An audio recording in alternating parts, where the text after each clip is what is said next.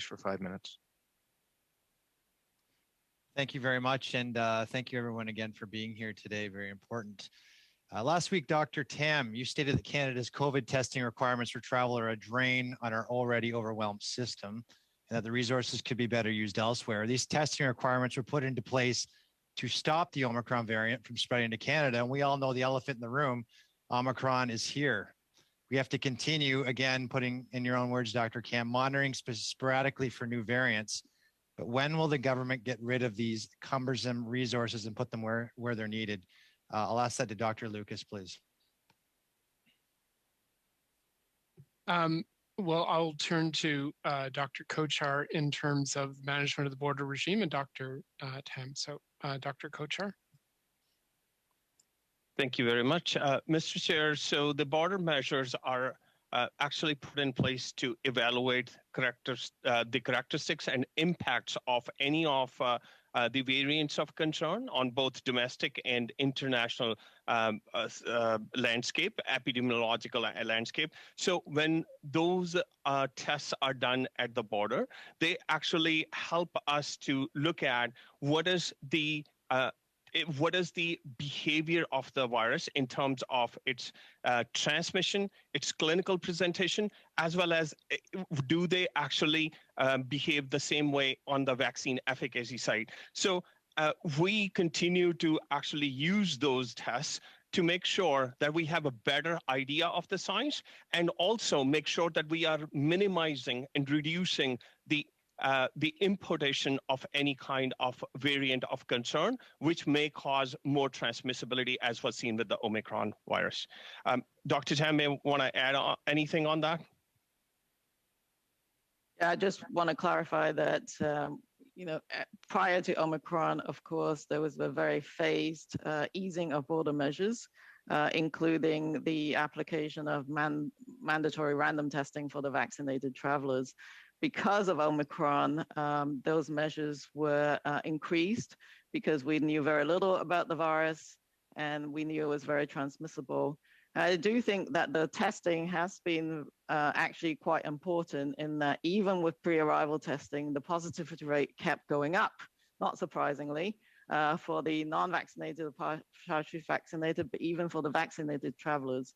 So that is an actual fact that even with pre-arrival testing, on-arrival testing is still quite high.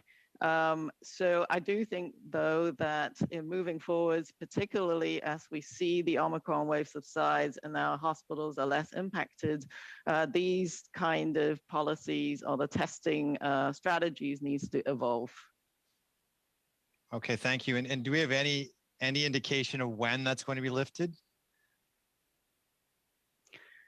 Well, I think, as I said on last Friday in my epidemiologic update, in the next weeks are very crucial because we'll be seeing the trajectory of the Omicron wave, and we should then be able to reevaluate some of the border stance.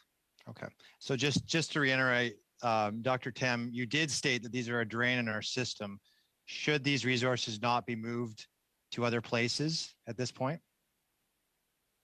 Yeah, so with such a huge number of cases, of course, it's very difficult for any jurisdiction to manage the testing at the moment. And it's not just the number of test kits or anything like that handed out, it's actually human resource and people in labs getting sick and that type of thing.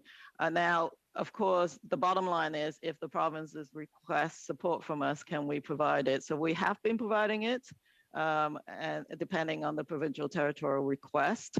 And so that actually has still been going on and the support is being provided with the provinces and territories.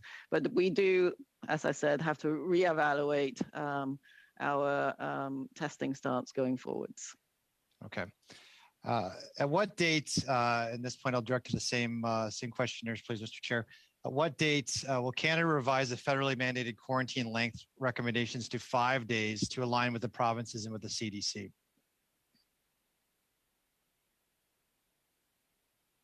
Anyone? So I alluded to this earlier in that when we review the actual scientific base, the period of communicability for Omicron is actually not that different from the other viruses, in that an individual that is infected, for example, is still capable of shedding the virus and communicating this even up to the 10 days. So it is a matter of the fact that risk tolerance has to be adjusted, because right now people are running out of critical infrastructure and healthcare providers. So this is a difficult decision that the provinces have to make. So they've been making that adjustment. And also on the quarantine period as well, the incubation period for this particular variant could be shorter.